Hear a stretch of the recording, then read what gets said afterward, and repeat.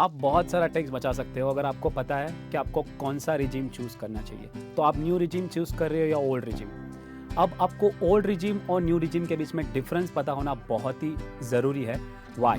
Because main difference अगर दोनों में देखा जाए तो है कि you don't get any kind of deductions और any allowances in the new regime, but what you get a slab rate benefits.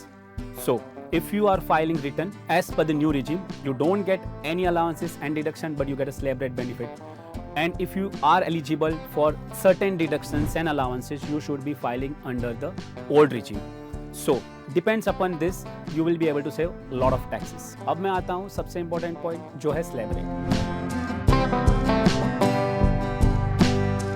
You can only claim this for deduction. The first one is standard deduction. You can pay NPS from the employer side. That deduction also you get in your new regime. You don't need to pay any tax on your gratuity and your leave encashment. And also many people are not aware, and that's one is that if you have a let out property and if you are paying loan on that, you can still deduct that interest in the new regime as well. इसका मतलब ये है कि अगर आपने कोई property है जो रेंट पे दी हुई है और वो आपकी प्रॉपर्टी आपने खरीदी है लोन पे, तो उसके ऊपर जो आप इंटरेस्ट चुकाते हो उसका डिडक्शन भी आप न्यू रिजीम में क्लेम कर सकते हो। बट हाँ, अगर वो सेल्फ ऑक्यूपाइड प्रॉपर्टी है तो उसमें आपको ये डिडक्शन नहीं मिलेगा, वो सिर्फ आपको मिलेगा ओल्ड रिजीम में। सामने अगर आप देखने जाए तो ओल्ड रिजीम में तकरीबन 80 तरीके के आप डिडक्शंस अलाउंसेस क्लेम कर सकते हो। तो अभी न्यू रिजीम चूज करो या ओल्ड, डिपेंड करता है कि आपका इनकम कितना है और आप कितने डिडक्शन अलाउंसेस क्लेम कर सकते हो। काफ़ी लोग ये नहीं जानते हैं कि आप न्यू रिजीम से ओल्ड रिजीम या ओल्ड रिजीम से न्यू रिजीम में स्विच कर सकते हो। This is very easy, but why you want to switch?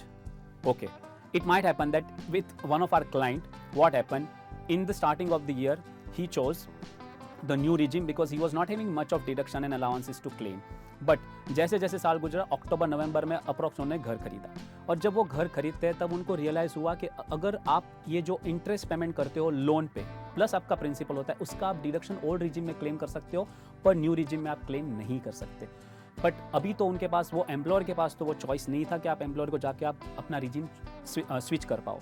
But जब वो हमारे पास रिटर्न फाइल करने आए तब हमने उनको बोला कि आप ये बाकायदा पूरा क्लेम आपने जो किया है, आपने जो डिडक्शन लेना है वो आप ले सकते हो। आपको एक सिंपल एक ऑप्शन मिलता है when you file a return. आप एक बार जब रिटर्न फाइल करने जा रहे हो तब आप वापस एक बार कंपेयर करो आपके लिए ओल्ड बेनिफिट हो रहा है या न्यू रिजीम बेनिफिट हो रहा है। आपको सिर्फ एक जनरल इन्फॉर्मेशन करके जब आप रिटर्न फाइल करते हो उसमें एक ऑप्शन है और उस ऑप्शन से आप आपकी रिजीम स्विच कर सकते हो।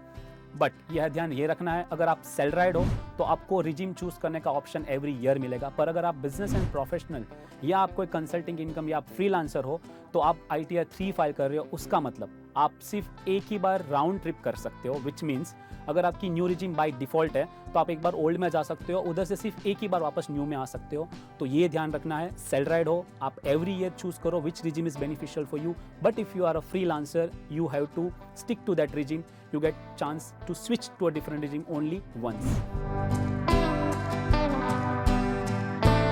So स्विच करना रिजीम बहुत ही आसान है। आप जब रिटर्न फाइल करने जा रहे हो तो आपकी जनरल इन्फॉर्मेशन में सिर्फ आपको एक टिक करना है, you want to switch from new regime to old regime. आपका new regime by default select होगा।